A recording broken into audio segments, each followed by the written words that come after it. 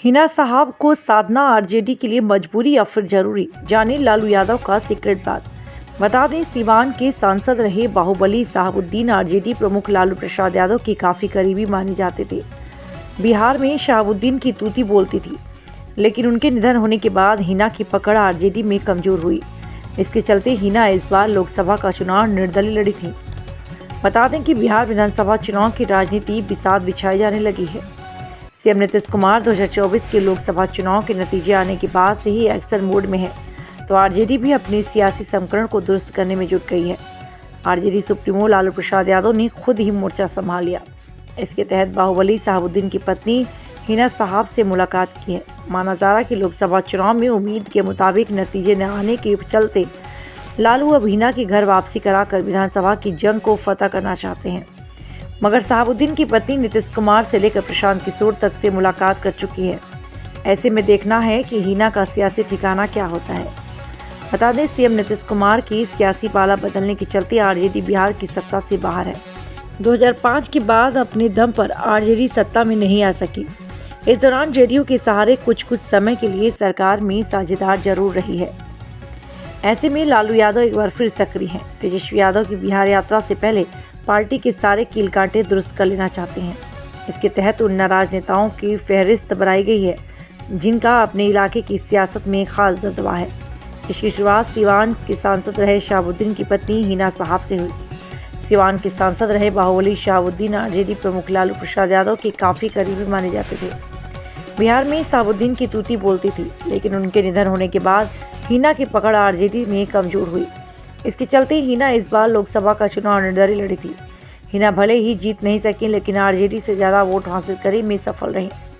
इसके चलते सीवान के साथ साथ छपरा गोपालगंज सीट पर आरजेडी को मात खानी पड़ी। वहीं उत्तर बिहार में मुस्लिम समुदाय के लोग खासकर शहाबुद्दीन के समर्थक आरजेडी से नाराज माने जा रहे हैं। इसका असर आगामी विधानसभा में पकड़ सकता है। इस बात को भांप कर ही लालू यादव ने शहाबुद्दीन की पत्नी हिना के साथ रिश्ते सुधारने की पहल की है। बुधवार को आरजेडी विधायक विनोद जायसवाल ने पटना आवास पर शहाबुद्दीन की पत्नी से लालू और उनके छोटे बेटे तेजस्वी यादव ने मुलाकात की। माना जा रहा है कि विनोद जायसवाल हिना और लालू यादव के बीच सुलह समझौता की कड़ी बनी है। बता दें, हिना साहब लोकसभा का चुनाव सीवान से हार गए, लेकिन वो अच्छा खासा वोट पाने में सफल रही।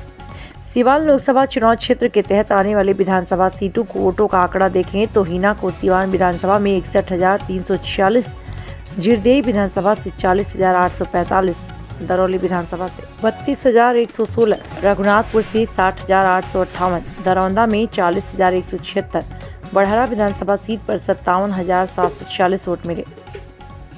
इसी तरह का वोटिंग पैटर्न अगर विधानसभा चुनाव में रहा तो आरजेडी को 6 सीटों का झटका सिर्फ सीवान में लग सकता है। इसके अलावा गोपालगंज और छपरा जिले की विधानसभा सीटों पर भी आरजेडी का खेल बिगड़ सकता है। उत्तर बिहार और पश्चिमी चंपारण इलाके में मुस्लिम वोटों के बीच शहाबुद्दीन का प्रभाव रहा। बता दें, बिहार में करीब 17.7% मुस्लिम आबादी है, जो सियासी रूप से किसी भी दल का खेल बनाने और बिगाड़ने के लिए ताकत रखती है। आज़ादी के बाद मुस्लिम कांग्रेस का परंपरागत वोटर रहा है, लेकिन 90 के दशक से आरजेडी के साथ खड़ा है।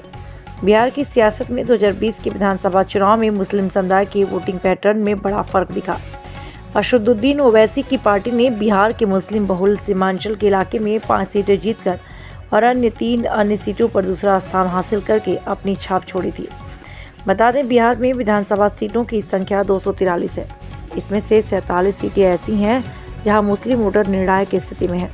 बता दें, इस बार पीके और ओवैसी बड़ी संख्या में मुस्लिम कैंडिडेट उतारने की रणनीति पर है।